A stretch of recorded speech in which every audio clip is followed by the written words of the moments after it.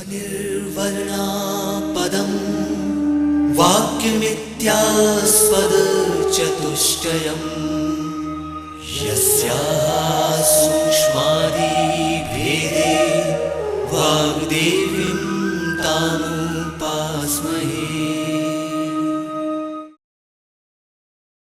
मध्य प्रदेश भोज मुक्त विश्वविद्यालय के तकनीकी विभाग का इलेक्ट्रॉनिक मीडिया निर्माण और शोध केंद्र EMPRC प्रस्तुत करता है राजनीति विज्ञान विषय पर आधारित ध्वनि कार्यक्रम भारतीय राजनीति में जाति का प्रभाव। यह कार्यक्रम MA राजनीति विज्ञान प्रथम वर्ष के विद्यार्थियों के लिए द्वितीय प्रश्न पत्र भारत सरकार और राजनीति की चौथी इकाई पर आधारित है। कार्यक्रम की विषय विशेषज्ञ हैं डॉक्टर वर्षा सागोरकर। आप राजनीति विज्ञान विषय की सह प्राध्यापक हैं। तो साथियों, आइए सुनते हैं ध्वनि कार्यक्रम भारतीय राजनीति में जाति का प्रभाव। अभी प्रस्तुत है इस कार्यक्रम का पहला भाग।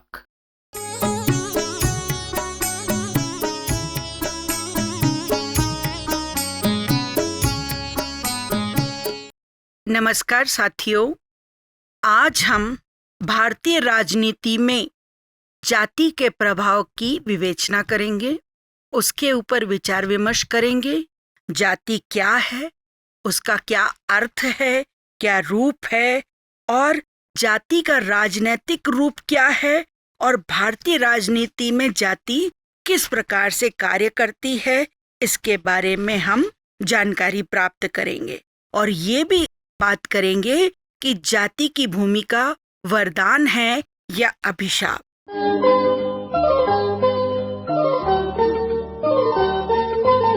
तो जैसा कि आपको मालूम है, स्वतंत्रता के पूर्व भी जाति के कारण अनेक कुरीतियां भारतीय समाज में हमको देखने को मिलती है।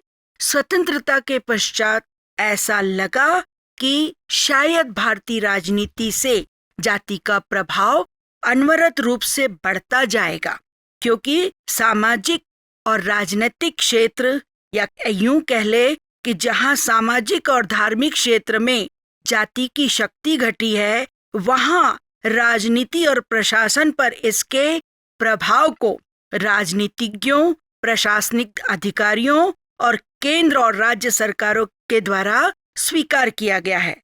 कतिपय विद्वान ये मानकर चलते हैं कि जहां पर लोकतांत्रिक व्यवस्था होती है, उसकी स्थापना के बाद जाति नामक तत्व का लोप हो जाना चाहिए। और जैसी कि विद्वानों की धारणा थी कि भारत में भी जैसे जैसे लोकतंत्र की स्थापना होती जाएगी, वैसे धीरे धीरे भारत में भी जाति व्यवस्था समाप्त हो जाएगी। अब ये प्रश्न उठता है कि क्या भारत में जाति का लोप हो रहा है, अर्थशून्य है? और दूसरा प्रश्न ये उठता है कि क्या जाति व्यवस्था आधुनिकीकरण और सामाजिक परिवर्तन में रुकावट नहीं डालती, बल्कि इसको बढ़ाने में एक महत्वपूर्ण भूमिका अदा करती है। तो बहुत सारे आप देखिए कि बहुत सारी असमंजस की स्थिति है। एक तरफ जहां राजनीतिज्ञ जातिगत भेदभाव को मिटाने की बात करते हैं और दूसरी ओर जाति के आधार पर मत प्राप्त करने की जो कला है, उसमें भी वे निपुणता हासिल करना चाहते हैं। स्वाभाविक है आपके मन में ये प्रश्न उत्पन्न होगा कि जाति क्या है और कहां से आई। तो हम इसका अर्थ इस प्रकार से करेंगे कि जाति संसार के हर कोने में, यानी कोई भी शक्तिशाली देश हो, विकसित देश हो, अविकसित देश हो, पिछड़ा हुआ देश हो, हर जगह जाति पाई जाती है और हमारे यहाँ पर एक सामाजिक कुरीति के रूप में मौजूद थी। ऐसा माना जाता था कि इस्लाम और ईसाई धर्म में जाति उतनी ज्यादा विभिन्नताएं नहीं थी, लेकिन अगर हम अभी देखते हैं तो हमको भी वहां पर दिखाई देता है कि वहां पर भी जाति व्यवस्था है। और ये जो जाति व्यवस्था है वो बहुत अधिक प्राचीन है, और प्राचीन इस सेंस में कि पेशे के आधार पर लोगों को बांटा गया, यानी व्यवसाय जो व्यक्ति करता था उस आधार पर उसकी जाति बनाई गई थी। ब्राह्मण थे, वो शिक्षा देने का कार्य करते थे। जो भी वैदिक या धार्मिक कार्य संपन्न करते थे उनको ब्राह्मण बना दिया गया। जिनका काम देश की रक्षा करना होता था उनको क्षत्रिय बना दिया गया।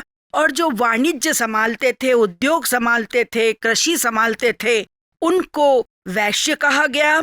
और इनके अलावा 3 वर्गों की चाकरी करने का कार्य शूद्रों को दिया गया। उस समय जाति व्यवस्था के बंधन इतने कठोर नहीं थे और वो जन्म पर आधारित ना होकर कर्म में टिके हुए थे। लेकिन धीरे धीरे जाति प्रथा में कठोरता आती गई और वह धीरे धीरे जन्म पर आधारित हो गई और इसके कारण एक जाति से दूसरी जाति की अंतःक्रिया असंभव सी लगने लगी। अपने मौलिक रूप में तो प्रथम देखे तो जाति प्रथा उपयोगी थी। चूंकि यह श्रम विभाजन के सिद्धांत पर आधारित थी, इसलिए इसने आर्थिक क्षेत्र में निपुणता के तत्व का समावेश किया। एक जाति का पेशा उसी जाति में होता था। बेटा बाप से अपने पुश्तैनी या जो पारंपरिक पेशा है सीखता था और उसी को अपनी आजीविका के रूप में अपनाता था। इस प्रथा ने एक जाति, एक बिरादरी के लोगों में भाईचारे की भावना उत्पन्न की और एक जाति के लोग एक दूसरे से भली भांति परिचित होते थे और एक दूसरे के सुख दुख में काम आते थे।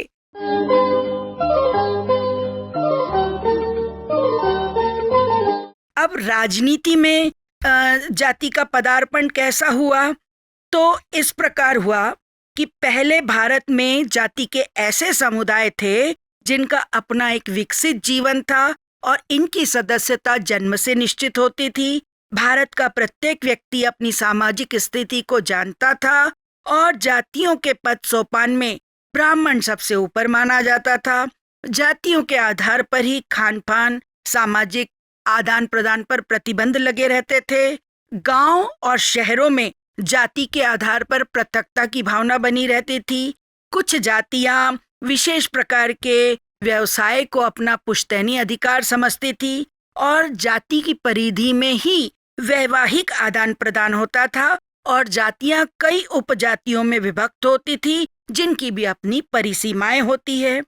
स्वाधीनता संग्राम के दौर में ऐसा लगता था कि जनता के ऊपर जातिवाद का प्रभाव कम हो रहा है, किंतु स्वतंत्रता प्राप्ति के बाद जातिवाद ने भारत में जोर पकड़ लिया और वयस्क मताधिकार प्रथा को या वयस्क मताधिकार व्यवस्था को देश में लागू कर देने के परिणाम स्वरूप जाति एक राजनीतिक शक्ति के रूप में हमको दिखाई देने लगी। वैसे अगर देखा जाए तो राजनीति पर जातिगत प्रभाव प्रतिनिधि व्यवस्था के लागू होने के समय ही शुरू हो गया था, किंतु यह प्रभाव नगण्य ही था क्योंकि उसके उत्तरदायी थे ब्रिटिश शासन, राष्ट्रीय आंदोलन और सीमित मताधिकार। लेकिन स्वतंत्रता प्राप्ति के बाद वयस्क मताधिकार के कारण जातियों के प्रभाव में बहुत अधिक वृद्धि हो गई। आरंभ में तो सामाजिक व्यवस्था, आर्थिक दृष्टि से उच्च अथवा श्रेष्ठ जातियां ही राजनीति को प्रभावित करती रही और राजनीतिक लाभ भी उन्हीं को प्राप्त होता रहा। समय के साथ साथ मध्यम और निम्न समझे जाने वाली जातियां आगे आने लगी और अपने राजनीतिक प्रभाव को बढ़ाने में प्रयत्नशील रहने लगी। एक प्रोफेसर रुडोल्फ नामक विचारक है, वो ये कहते हैं कि भारत में राजनीतिक लोकतंत्र के संदर्भ में जाति एक धुरी है जिसके माध्यम से नवीन मूल्यों, तरीकों की खोज की जा रही है और यथार्थ में वह एक ऐसा साधन बन गई है या एक ऐसा माध्यम बन गई है जिसके जरिए भारत की जनता को लोकतांत्रिक राजनीतिक प्रक्रिया से जोड़ा जा रहा है। इसके अलावा अगर मैं जाति के विवेचन में रजनी कोठारी का नाम नहीं लूं तो बड़ी अतिशयोक्ति होगी। रजनी कोठारी की एक पुस्तक थी कास्ट इन इंडियन पॉलिटिक्स, जिसके अंतर्गत जातियों का विस्तृत वर्णन किया और भारतीय राजनीति में जाति का क्या प्रभाव है इसके बारे में उन्होंने विस्तृत चर्चा की, क्योंकि उनका मत था कि अक्सर ये प्रश्न पूछा जाता है कि क्या भारत में जाति प्रथा समाप्त होती जा रही है। लेकिन अब ये है कि जाति का बहुत अधिक प्रभाव भारतीय राजनीति पर पड़ रहा है, जिसके कारण समाप्त होने के स्थान पर वो और आगे निरंतर वृद्धि की ओर अग्रसर है। और अब जो राजनीति है वो जाति के द्वारा राजनीति का राजनीतिकरण हो गया है। जाति को अपने दायरे में खींचकर राजनीति उसे अपने काम में लाने का प्रयत्न करती है और राजनीति द्वारा जाति या बिरादरी को देश की व्यवस्था में भाग लेने का मौका मिलता है। राजनीतिक नेता सत्ता प्राप्त करने के लिए जातीय संगठनों का उपयोग करते हैं और जातियों के रूप में उनको बना बनाया संगठन मिल जाता है, जिसके कारण राजनीतिक संगठन में आसानी होती है। तो जो रजनी कोठारी है उन्होंने जाति व्यवस्था और राजनीति की अंतःक्रिया के संदर्भ में 3 दृष्टिकोण प्रस्तुत किए हैं, एक लौकिक, एक एकीकरण और एक चैतन्य रूप।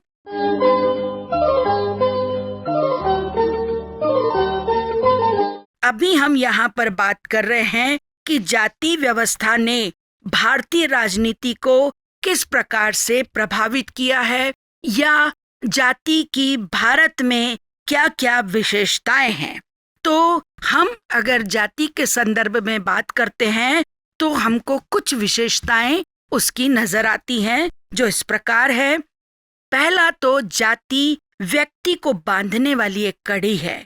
जातीय संघों और जातीय पंचायतों ने जातिगत राजनीतिक महत्वाकांक्षाओं में वृद्धि की है। जाति पाति को समाप्त करने वाले आंदोलन नई जातियों के रूप में मुखरित हुए हैं, जैसे लिंगायत है, कबीरपंथी है या सिख आंदोलन। ये स्वयं अपने आप में एक नई जातियां बन गए हैं।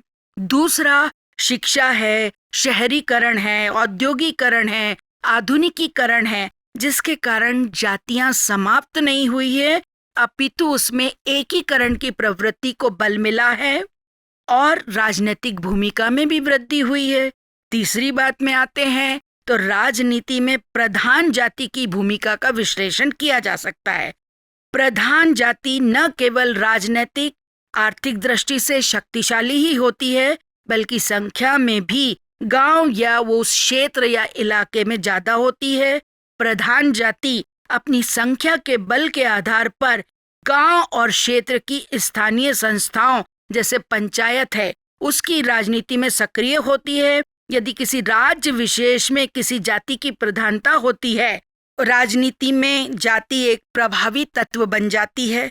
जैसे हम बात करें हरियाणा की, तो हरियाणा की राजनीति के बारे में डॉक्टर सुभाष कश्यप, जो विदेश नीति के विशेषज्ञ माने जाते हैं, उन्होंने कहा है कि हरियाणा में जाति और वर्ग की भावना को अपेक्षाकृत अधिक बल मिला है तथा हरियाणा में जनजीवन में सदा ही जाति राजनीतिक दल की अपेक्षा अधिक महत्वपूर्ण रही है।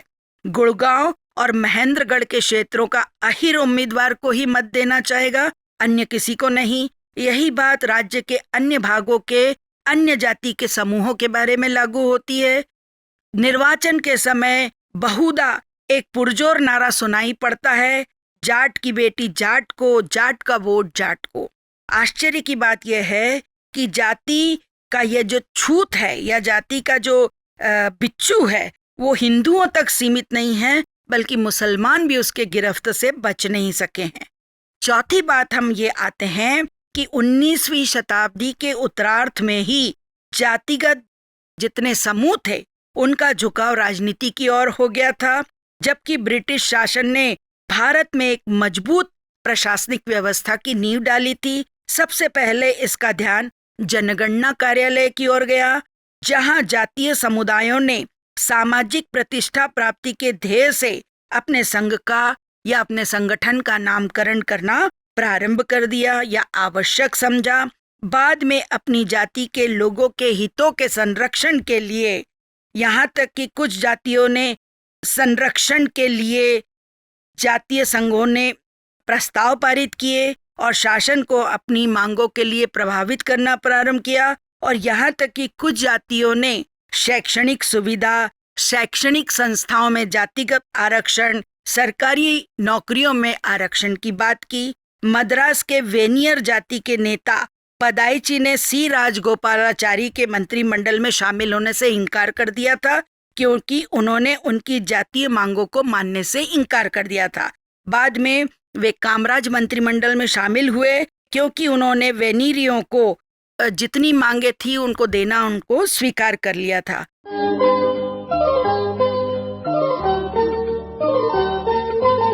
पांचवी बात के ऊपर हम आते हैं कि निर्वाचन के दिनों में जातिगत समुदाय प्रस्ताव पारित करके राजनीतिक नेताओं और दलों को अपने जातिगत समर्थन की घोषणा करके अपने हितों को मुखरित करते हैं। जाति की भूमिका राष्ट्रीय स्तर की राजनीति में उतनी नहीं है जितनी कि स्थानीय या राज्य स्तर की राजनीति में है। जाति और राजनीति का संबंध स्थैनिक न होकर गतिशील है। तो जातिवाद का यह एक पक्ष भी है। यदि कुछ जातियां या जाति के लोग मिलकर कोई रचनात्मक कार्य करते हैं, जैसे कि स्कूल कॉलेज खोलना, अस्पताल, धर्मशालाएं, मंदिर, गुरुद्वारे आदि बनवाना, निर्धनों को आर्थिक सहायता देना आदि बहुत सारे काम होते हैं, जिससे किसी को ना हैरानी होती, ना परेशानी होती, ना कोई द्वेष भावना होती है, ना ही कोई विद्वेष की भावना फैलती है। लेकिन जब कुछ जाति या जाति के लोग मिलकर अन्य जाति को परेशान या संतस्त करते हैं तो स्थिति भयावह सदृश बन जाती है। आजकल यही हो रहा है। अच्छे प्रतिभाशाली लोग केवल इसी आधार पर उपेक्षित रहते हैं कि वे किसी जाति विशेष के सदस्य नहीं होते। जातियों के नाम पर चलने वाली संस्था में से बहुत ही कम ऐसी होती है जो पक्षपात शून्य होती है। बाकी सभी में यह विष इस प्रकार घोला जाता है कि अच्छी प्रतिभाओं का विकास रुक जाता है। जातिवाद अथवा भारत में जातियों का होना यदि वास्तव में एक सामाजिक बुराई है तो उसे दूर क्यों नहीं किया जाए। छुआछूत मिटाने के लिए यदि कानून बन सकता है तो जाति प्रथा को समाप्त करने के लिए भी अभी तक कानून क्यों नहीं बना है। निश्चय ही यह शंका का विषय बन जाता है। ऐसा प्रतीत होता है कि हमारे राजनीतिज्ञ ऊपर से जाति तोड़ो का सम्मेलन करते हैं, लेकिन अंदर से जातीयता को प्रोत्साहन देते हैं। जातिवाद के कारण ऐसे कई संघ बन गए हैं जिनमें काफी पिछड़े वर्ग के लोग शामिल हैं। शोषित संघ तो अनुसूचित जातियों और अनुसूचित आदिम जातियों का ही एक संघ है। दलित पैंथर का भी आपको स्वर सुनाई दे रहा है।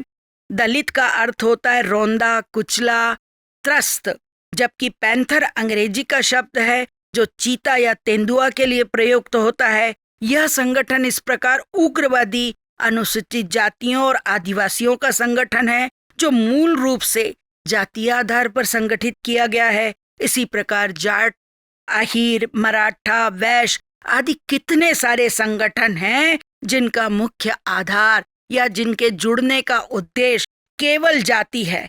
आप देखें कि इनके अलावा ब्राह्मणों में भी आप देखें तो उनमें भी जातिगत आधार पर वो लोग बटे हुए हैं, जैसे कानकुब्ज ब्राह्मण, गौड़ ब्राह्मण, मैथिल ब्राह्मण, दक्षिणी ब्राह्मण आदि बहुत सारे उनके भी भाग हैं।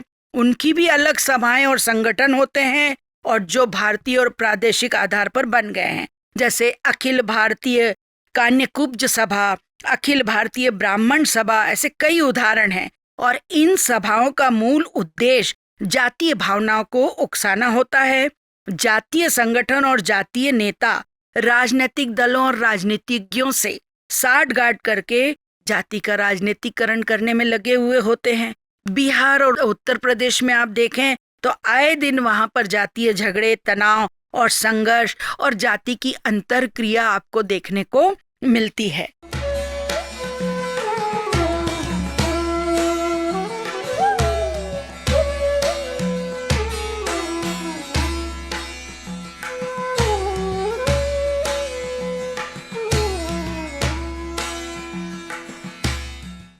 साथियों, अभी आप सुन रहे थे राजनीति विज्ञान विषय पर आधारित ध्वनि कार्यक्रम भारतीय राजनीति में जाति का प्रभाव। अभी आपने इसका पहला भाग सुना। विषय विशेषज्ञ एवं वक्ता थीं डॉक्टर वर्षा सागोरकर, उद्घोषिका थीं डॉक्टर अनीता कौशल, निर्माण समन्वयक डॉक्टर नरेंद्र त्रिपाठी, ध्वनि अंकन, संपादन एवं प्रस्तुति सहायक थे अमर बहादुर यादव। कार्यक्रम प्रस्तुतकर्ता प्रमोद कुमार निगम।